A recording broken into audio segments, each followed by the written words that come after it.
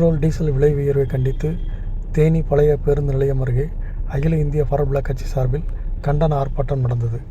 மத்திய கிழக்கு நாடுகளில் நடக்கும் போர் பதற்றம் காரணமாக பெட்ரோல் டீசல் விலை கடந்த சில நாட்களாக உயர்ந்து வருகிறது. இந்த நிலையில் பெட்ரோல் டீசல் விலை உயர்வை கட்டுப்படுத்த தவறிய மத்திய அரசை கண்டித்து தேனியில் அகில இந்திய ஃபார்வர்ட் பிளாக் கட்சி சார்பில் கண்டன ஆர்ப்பாட்டம் நடந்தது. இந்த ஆர்ப்பாட்டத்திற்கு தேனி தெற்கு மாவட்ட அகில இந்திய ஃபார்வர்ட் பிளாக் கட்சியின் பொதுச் செயலாளர் காசிராஜன் தலைமை வகித்தார். இந்த ஆர்ப்பாட்டத்தில் பெட்ரோல் டீசல் விலை உயர்வால் அத்தியாவசிய பொருட்களின் விலையும் கடுமையாக உயர்ந்துள்ளது. இதனால் நடுத்தர மக்கள், ஏழை எளிய மக்கள் கடும் பாதிப்புக்கு உள்ளாகி வருகின்றனர். எனவே பெட்ரோல் டீசல் மீதான கலால் வரியை மத்திய மாநில அரசுகள் குறைக்க வேண்டும் என வலியுறுத்தி ஆர்ப்பாட்டத்தில் கண்டன கோஷங்கள் எழுப்பி ஆர்ப்பாட்டம் நடைபெற்றது. இந்த ஆர்ப்பாட்டத்தில் பெட்ரோல் டீசல் விலை உயர்வை கட்டுப்படுத்த தவறிய மத்திய மாநில அரசை கண்டித்து கண்டன கோஷங்கள் எழுப்பினர்.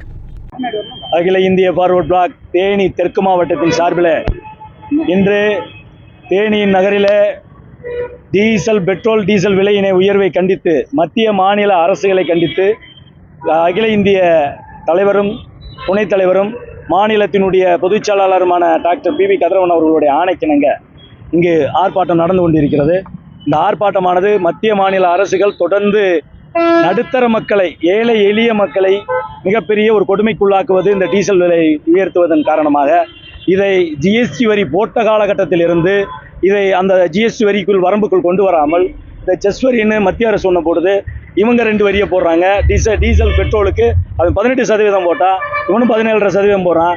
டீசலுக்கு அவன் 12 போட்டால் அவன் 11 போடுறான். இது 2 வரியுமே ஏறிக்கிட்டே இருக்கிற இடத்துல மக்கள் தலையில் சுமத்துற மாதிரி ஒவ்வொரு நாளும் விலைவாசி உயர்த்துறாங்க பெட்ரோல் டீசலினுடைய நிலையை. இது தங்க ரேட்டு கணக்காக காலையில் ஒரு ரேட்டு, சாயந்தரம் ஒரு ரேட்டு ஏறிக்கிட்டே இருக்கு. தொடர்ந்து இந்த ஒரு வார காலத்தில் 8 ரூபா இதில் ஏறி 16 ரூபா இன்னைக்கு ஏறி நிற்கிது. அது மட்டும் இல்லாத இன்னைக்கு எல்லா இடத்துலையுமே டீசல் தட்டுப்பாடு இன்னைக்கு ஆரம்பிச்சிருச்சு.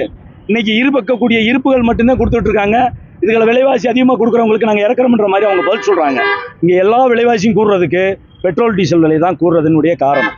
இதை மத்திய அரசு கண்டுகொள்ளாத போக்காக கொண்டு போகுது. 2013 இங்கே டீசல் ரேட்டு 40 ரூபா தான். இன்னைக்கு அந்த டீசல் ரேட்டு 100 ரூபாயை தாண்டிடுச்சு. பெட்ரோல் ரேட்டு அன்னைக்கு 50 ரூபா இருந்த பெட்ரோல் ரேட்டு இன்னைக்கு 100 ரூபாயை தாண்டிடுச்சு. மொத்தமே இங்கிருந்து தொட்டு பிடிச்சா 10 வருஷத்தில் 1947 50 இருந்த அந்த பெட்ரோல் ரேட்டு கொஞ்சம் கொஞ்சமாக ஏறி வந்தது 2013க்கு பிறகு ரொம்ப வேகமாக இதை எட்டி பிடிச்சிருக்கு. ஒவ்வொரு காலகட்டத்திலையும் விவசாயி இது ஒவ்வொரு இடத்துலையும் இந்த பெட்ரோல் டீசல் விலை ஏறுறதன் காரணமாக மக்களுக்கு விலைவாசி உயருது. இதன் மூலமாக இருக்கக்கூடிய எல்லா பொருளினுடைய விலையும் ஏறி போகுது. இதை இவங்க உடனடியாக நிறுத்தணும். உள்நாட்டினுடைய உற்பத்தியை உருவாக்கணும். அப்படி இல்லையா இதற்கான மாற்று ஏற்பாடை இந்நேரம் அரசு செஞ்சுருக்கணும். இந்த நிலை தொடர்ந்தால் இதில் பொருளாதாரத்தினுடைய லாக்டவுன் வர்றதுக்கான வாய்ப்பு இந்தியாவில் அதிகமாக இருக்குது. இன்னைக்கு போர் நடந்துக்கு இருக்கிற சூழ்நிலையில் இன்னைக்கு இதை சரி செய்ய விட்டுருச்சு. இங்கே உள்நாட்டு உற்பத்தியை சரி செய்யலை, இல்லை இதுக்கு மாற்று ஒரு எரிபொருளை உருவாக்கலை அப்படின்னு இவங்க முடிவு பண்ணுனா இங்கே பொருளாதாரத்தினுடைய லாக்டவுன் உருவாயிரும். ஏற்கனவே ஒரு கொரோனா லாக்டவுனுக்கு பிறகு மக்கள் நிறையா பேர் தன்னுடைய நிலைகளை மறந்துருக்கான். இன்னைக்கு மக்களுடைய ஒட்டுமொத்த வாழ்வாதாரத்தை க்ளோஸ் செய்யறதுக்காண்டி மோடி அரசு இன்னைக்கு மிகப்பெரிய ஒரு தந்திரத்தை எடுத்திருக்க மாதிரி எங்களுக்கு தோணுது. அதனால நாங்கள் இதை செஞ்சு ஒருத்தர் தலையிட்டு இதை செய்யணுன்றதுக்கான பூனைக்கு மலி கட்டுறது மாதிரி இன்னைக்கு செஞ்சுருக்கோம்.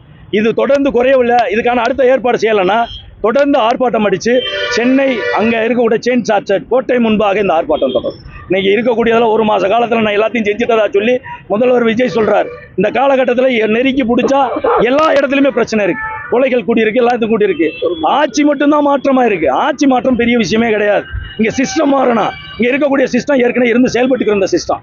ஆட்சி மட்டும் மாறிட்டா இந்த இடத்துல எல்லாமே செஞ்சிடணும்னு மக்கள் நினைக்கிறத விட சிஸ்டம் இருக்கிறதா ஆட்சி மாற்றத்தோடு சேர்ந்து அந்த ஆட்சி மாற்றத்தினுடைய தலைவர்கள் இன்னைக்கு இருக்கிற முதல்வர் இந்த சிஸ்டத்தை சரியாக மாற்றிருக்கணும்.